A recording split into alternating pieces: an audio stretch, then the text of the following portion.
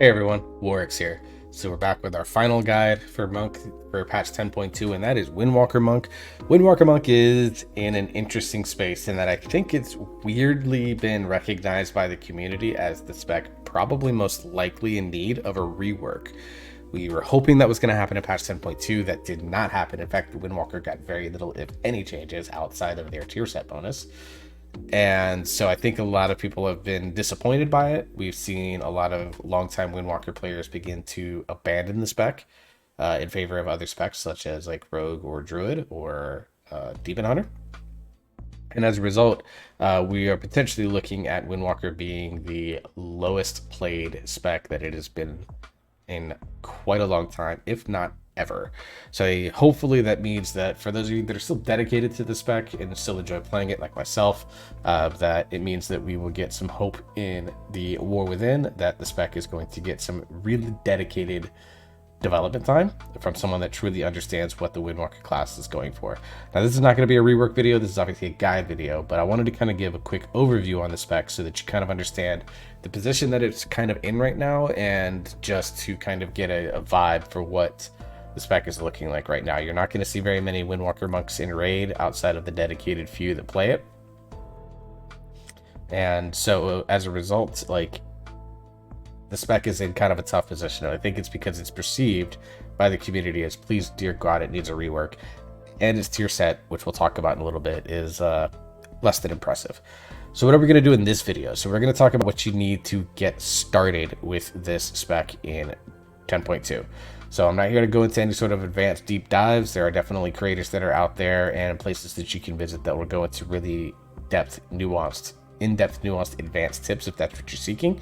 This video is going to be more about helping you get your feet grounded and kind of get you the baseline of what you're going to need to hopefully play the spec at a decent effectiveness.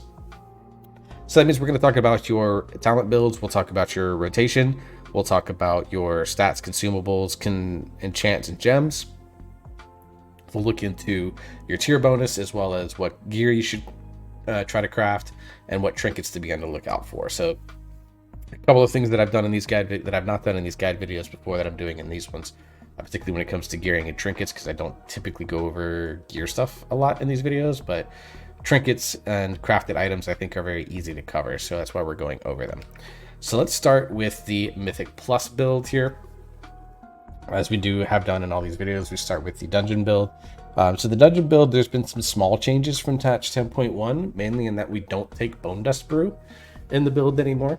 Partly just because of scaling, partly just because there are other talents that kind of got some small tweaks that are going to end up being better for the build overall. So this build focuses a lot, obviously, on Touch of Death Cleave with Fatal Fire Guillotine, combined with Forbidden Technique, combined with Meridian Strikes, combined with Improved Touch of Death, and combined with Fatal Touch. There's literally 5 Touch of Death talents across the 2 spec trees.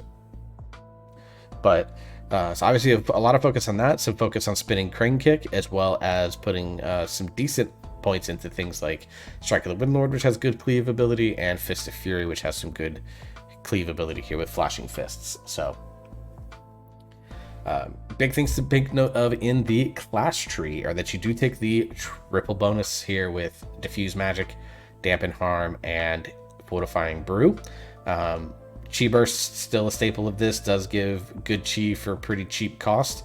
And you are taking Summon White Tiger Statue, even though it is pretty boring, it is still just the best damage boost that you're going to get out of this tree.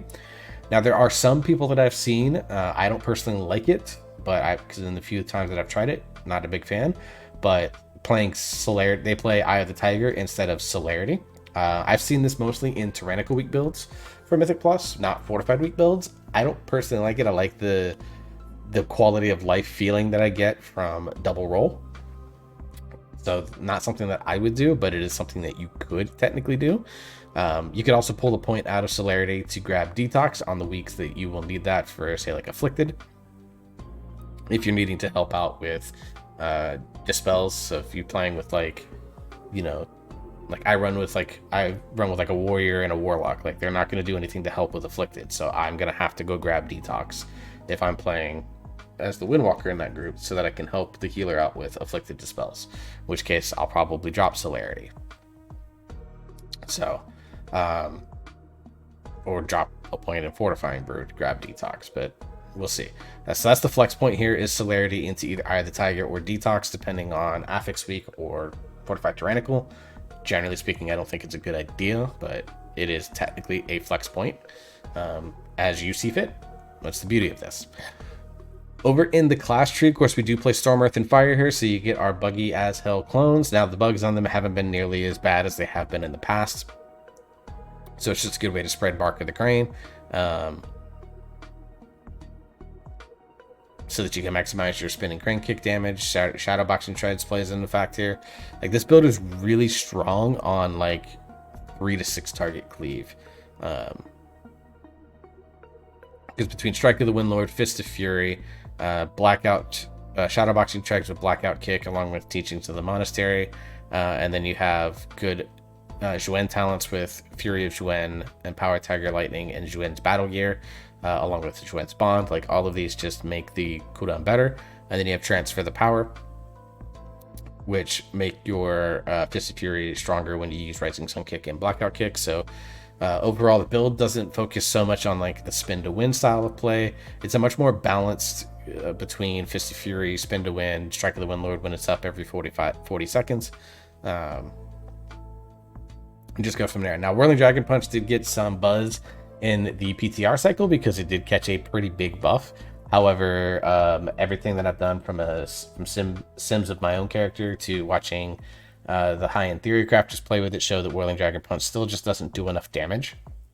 And with the animation lock that's attached to it, still poses the normal risks if you want to try and use it in some situations. So there's a world where I want Whirling Dragon Punch back. In some ways, I kind of miss it. Same with like Fist of the White Tiger, which was a combo point generator for the last few expansions. But right now we don't play Whirling Dragon Punch, but who knows? They could buff it by like another 10%. All of a sudden we got to play it. So this is generically the build that I would take for Mythic Plus. Focuses a lot on buffing Spinning Crane Kick, because you're going to obviously spend more time. It's like a big, strong AoE build. And you can use this on some fights in the raid that have ads. So you can run it on like Farrak, but for the most part, you can just Fist of Fury Cleave and regular Spinning Crane Kick, and that'll do enough for Farrak ads. So it's not really a fight that's like Primal Council in Vault of the Incarnates, for example, where you're fighting 4 targets the entire raid.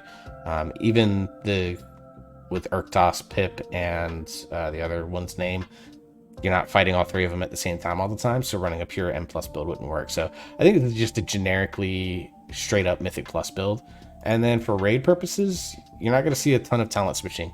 You'll see over in the class tree, there's really only one change, as you can see, and that's where Yulon's Grace comes into play. It just gives you that passive magic absorb shield, which is just going to be more generically useful for most of the raid encounters. And then you can rotate Fort Brew with Dampen Harm for any big cooldown periods that you need. And then for the class tree, you can see that there's been some changes. We take some points out of things like Widening Whirl, Mark of the Crane, and Shadow Boxing Treads. This is more pure single target damage, so like you don't need the additional strike targets. To grab things like Inner Peace, Jade Ignition, you still grab Dance of Chi just to basically activate your ignition. And then you got Forbidden Technique so that you can get 2 Touch of Death off. But other than that, the build doesn't change a ton here. Other big thing to notice is that you use Serenity here. Now, I personally hate Serenity. I've debated even going back to using Storm, Earth, and Fire for the purposes of raid builds, but Serenity does allow you to get the free chi consumer, so you just sit at chi cap the entire time. But in an ideal world, you basically, during your Serenity window, are using nothing but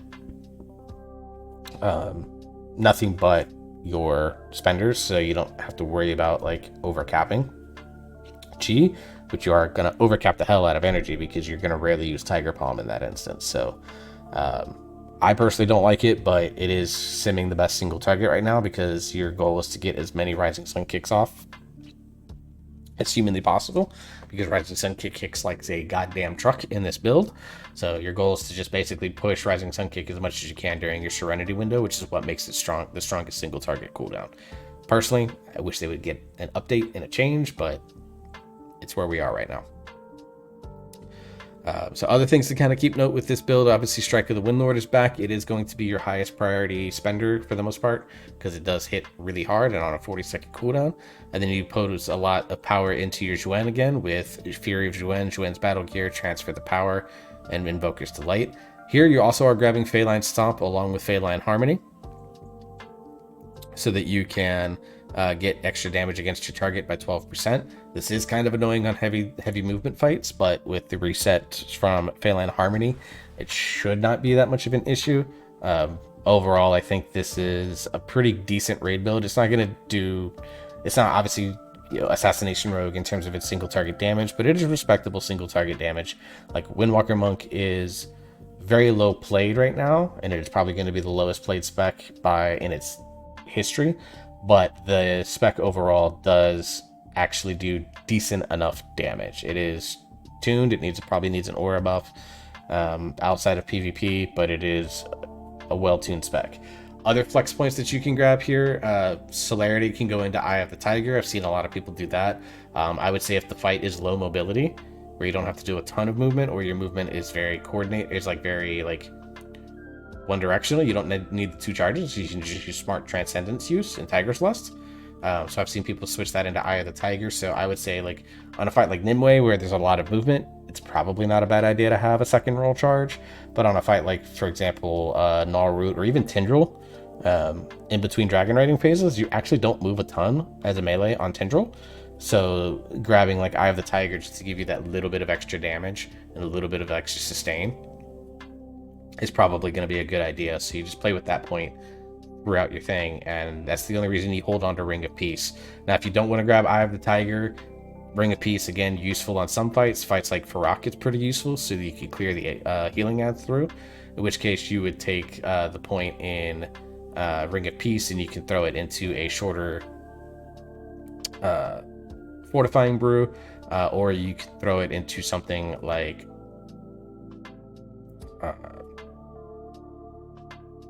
potentially throw it into something like Detox if you need it, or throw it into an extra roll charge if you really want to just still keep your 2 charges.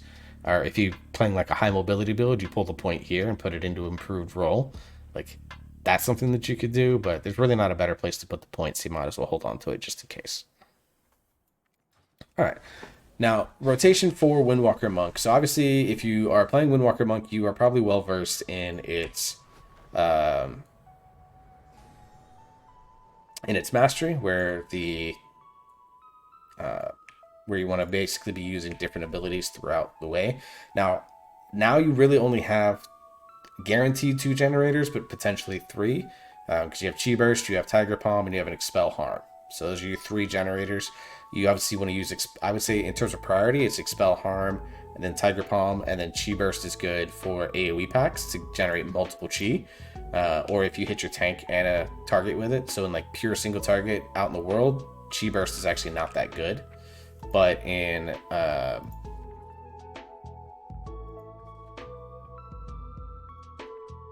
AoE situations, it's pretty good, because it's basically when you hit 2 targets, you're basically going there, and then you can also heal off of it, so you can shoot it at your tank, and you gain Chi off of that. So it's really good in this kind of AoE situation, but in pure single target situation, not really going to be the most viable one. You use it basically as a way to clean up any downtime that you might have if you're low on energy. But at 150 energy, because of Inner Peace and single target builds, like, you're not going to be really suffering that much from it. Sorry, I'm just checking to make sure I have all my buttons squared away. So the way that I look at Windwalker is that you want to look at it from a perspective of builder priority and spender priority. So builder priorities are going to be Expel Harm, because it's 15 energy for 1 Chi. 15 energy for 1 Chi. And then Tiger Palm, which is 50 energy for 2 to 3 Chi, depending on if you have the buff. And then Chi Burst, which is free, but it has a cast time and has a travel time before you gain the Chi on it. In terms of spender priority, in single target, it is Strike of the Windlord, because it's on a cooldown and hits really hard. Rising Sun Kick, Fist of Fury, and then Blackout Kick. And with the 4-piece bonus, you actually flip that. I think you make Blackout Kick a little bit of a higher priority because of the way that your tier bonus works. So kind of typically without any cooldowns, your Your bonuses, you're going to want to lead with something like, obviously, Expel Harm, and then, oops, hit that button. As you can see, Strike of the Windlord. I got a free Blackout Kick, so you might as well use it. Got a Phalanx Stomp reset. Now we do have free Spinning Crane Kicks. You can hear that. And now you can see I don't have anything up, so we can go from there. Alright, so now we're going to back out, because obviously I'm taking damage. So that's kind of the basics. When you're in Serenity, you're basically only using Spenders, and then Juen and Tiger Statue you're going to use on cooldown as you can. Just gotta wait for the Phalanx Stomp to go away so that I can...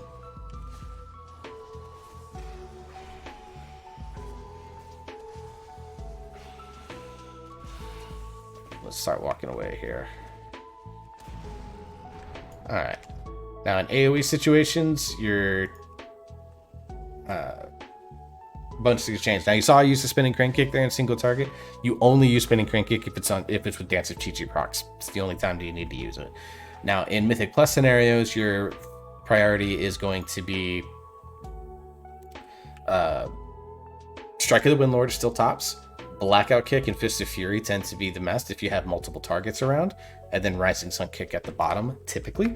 However, Rising Sun Kick still hits like a damn truck, so it's still very useful to get. So again, we come in here, we're going to grab this, and then you can see here. And the thing with the Blackout Kick is that you still have a chance to reset Rising Sun Kick.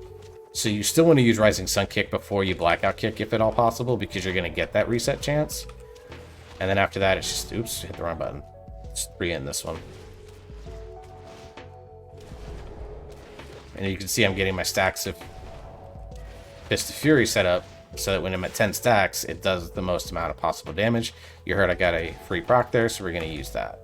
So Spender rotation is still going to be Rising Sun Kick is still very high priority because Blackout Kick has a chance to reset its thing. And with Ancient Teachings, you're getting 1 second reduced off of every time you Blackout Kick. And if you're doing it 3 times, it's 3 seconds off your Blackout Kick on top of the one that you get for Blackout Kicking normally. It's like a 3 to 4 second reduction. So it's still very important that you go through and do your Rising Sun Kicks, even in AoE, just because you're going to be able to maximize your reset value on it, which means that you're going to get even more damage. And Rising Sun Kick is still very good if there's like a priority target that you're trying to get in your pack, for example, like a caster that you want to get cleaned up or whatever the case may be. All right, stats. So from a stat perspective, in terms of secondaries, you're going to want to look at Crit and Verse as your highest 2 stats. That has changed, with Mastery being 3rd on the list, and then Haste being obviously very minimal.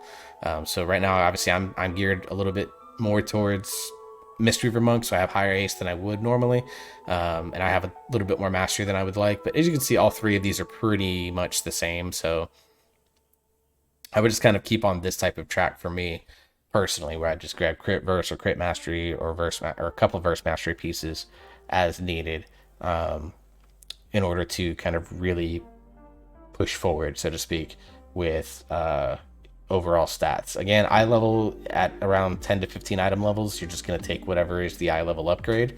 As I said in the Brewmaster video, I've got this 454 weapon. I'm thinking about using my other Spark of Dreams to make a 463 weapon to go with it, and that way I can have a dual wield setup just to boost my weapons. Two-handed staff is going to be more damage overall, but dual wield setups are viable this patch. Let's talk about consumables before we get into tier set and gear. So consumables and enchants. So enchants, you're going to obviously want to grab Avoidance or Leech is fine if you if you play a lot of Mistweaver like I do.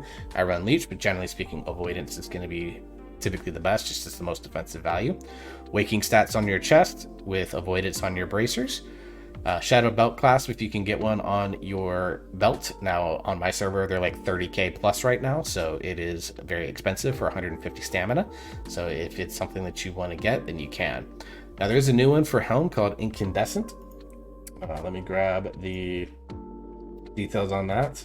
The Incandescent Essence, which for DPS, for melee, it's basically a chance for dots for single target at AoE, depending on the number of enemies nearby. So pretty good value for Monk itself. So you want to get the incandescent essence on your head slot. I don't know how much they're costing right now. It kind of depends on your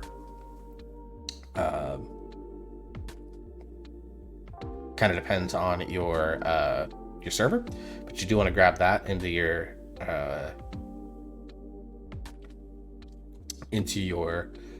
head slot if you can. For belt, obviously I've got my set for Mistweaver because obviously that's what I main right now. So, but you want a fierce armor kit on your legs to give you the agility and the stamina. For boots, I go Watcher's Loam for the extra stamina. You can choose Planesrunner's Breeze if you'd like, but Monk has pretty decent mobility and doesn't really feel like it needs more, so you can go ahead and just get Watcher's Loam, and I think you're going to be fine. And then on your rings, you're typically going to want to go grab versatility enchants. So your Brewmaster set and your Windwalker set, there's going to be a lot of carryover to it beyond like trinkets. So if you are gearing a Brewmaster, then you basically have your Windwalker geared outside of trinkets. And then Sophic Devotion on your weapon. Now, if you do a dual wield setup, which is still fine, it's not as good for Windwalker as a polearm is, mainly because there's a really powerful polearm in the raid. But if you happen to have a dual wield, because that's just the best weapons that you have right now, then you want to drop an Earthen Devotion if you can on the alternative, which is going to give you a mastery proc. You could also do the verse proc if you'd like, which I believe is Frozen Writ, if I recall correctly. So you can put that on your weapons if you do a duel, but a Sophic Devotion is going to be required on your main hand or on your polearm. As far as other consumables go, File of Corrupted Rage is going to be your best pure DPS one. It does give you increased damage intake, but I mean, if you have strong healing groups, or if you know that you're going to be able to manage it just fine, then that's going to be pure. Or you take Tepid Versatility, which is not as much damage, but it is a safer pick and has the defensive value. I think in Mythic Plus, you grab the Tepid Versatility because the damage is a lot more unpredictable in Mythic Plus than it is in a raid setting. Ultimate Power Potions, or the Elemental Potion of Power, is going to be the potion of choice here, along with your air-rated healing potions. Or rather, the new healing potions, the Dreamwalker healing potions, could be used to kind of save your butt in cases where you need that on top of your lock rocks to give you some other sustain options. Alright. In terms of augment runes, so you want to grab the Dreambound augment rune if you're at rank 18 and can drop the money on it. That's true for every spec, so that's why we don't really talk about it. But your rune, you're going to want to grab the buzzing rune for the crit bonus. And then in terms of food, you want to grab a feast or the deviously deviled eggs. Sometimes you might see for Windwalker, there's occasionally where like crit mastery food might end up being better, but you usually are only going to see that at like probably the highest eye levels. In terms of your gems, you're going to want to use the primary stat and versatility gem for at least one, and then fill the rest with either crit verse with high verse low crit, or crit verse, like basically with crit verse gems. Now, if you're like me and you are eventually, like right now I have a Elemental Lariat, which I'm going to go ahead and drop on this character just because it's a, was a 35 eye level upgrade. Obviously, these are set up for more for my Mistweaver set, but if I make like a second Lariat, for example, I'll be putting probably the Radiant Malachite in there, mainly because that's a fire sapphire. Those are fire gems, and if you're using Lariat for whatever reason, then the fire gems do give you a crit buff when the Lariat procs. So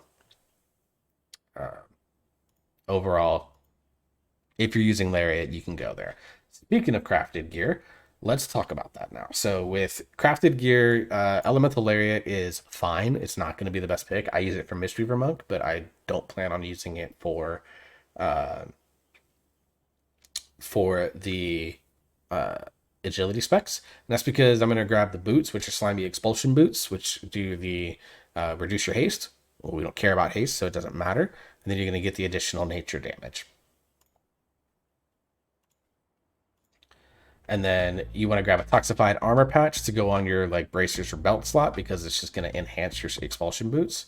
And then of course you want to grab the Flavor Pocket, which you can throw on boots, belt, or bracers. Those are going to be the best crafted gear slots for these.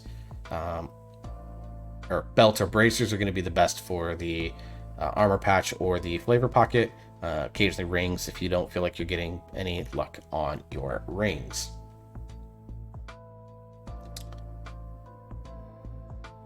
The other thing that you can do is, if you don't want to grab the Toxified boots is that you can also do the Shadow Flame Tempered Armor patch, so that you can throw that on there. So that's another option as well if you don't end up crafting the boots. Even then, I would say craft the boots no matter what, even if you don't do a Toxified Armor patch. But I think if you're going to take time to craft the Slimy Expulsion boots, then you might as well go ahead and just craft another piece with the Toxified Armor patch to make your boots more powerful. So crafted gear, it's really that. And then if you're struggling with getting the raid weapon, which which boss does it come off of? I think it's Smolderon.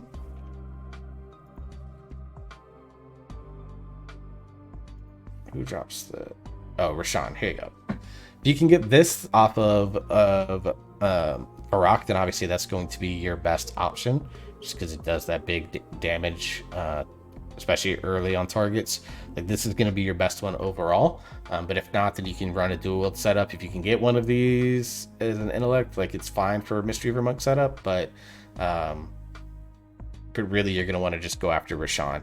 If not, then you grab any sort of crit verse or crit mastery or even verse mastery one-handers, and that's going to be your preferred setup. But really you want to get the staff off for rock. So that kind of answers the two-handed versus dual wield question. It's going to be two-handed, and that's mainly because of the loot that's available in this patch.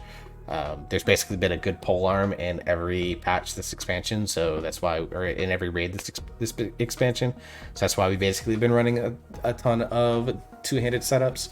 But who knows, in War Within, in the first raid within War Within, there might not be any strong polearms, in which case a dual wield setup becomes viable again. So we'll just kind of go with the flow, and that's one of the beauties of Windwalker Monk. All right, let's talk about our tier set bonus real quick. Let's just kind of get this elephant in the room out of the way. It's fine. You don't notice it. So basically, when you get free spinning crane kicks through Dance of Chi-Ji, you get blackout reinforcement, increasing the damage of your next blackout kick. And basically, all melee chances have a chance also to grant blackout reinforcement. So because of this, you're not going to have to track blackout reinforcement. Like, you don't track it at all. It's a very passive bonus. You don't stress about it under any circumstance. But blackout reinforcement and powered blackout kicks, that's a big mouthful. Reduce the cooldown of Fist of Fury, Rising Sun Kick, Strike of the Wind Lord, and Whirling Dragon Punch, so it just makes your spenders available more often. And then you get a base 4% damage increase to all of those abilities, so just makes your spenders hit harder. That's all it really does. So it's a very boring set. It doesn't do anything. It got a number of changes throughout the course of the PTR, thank the Lord, otherwise it was going to be even worse.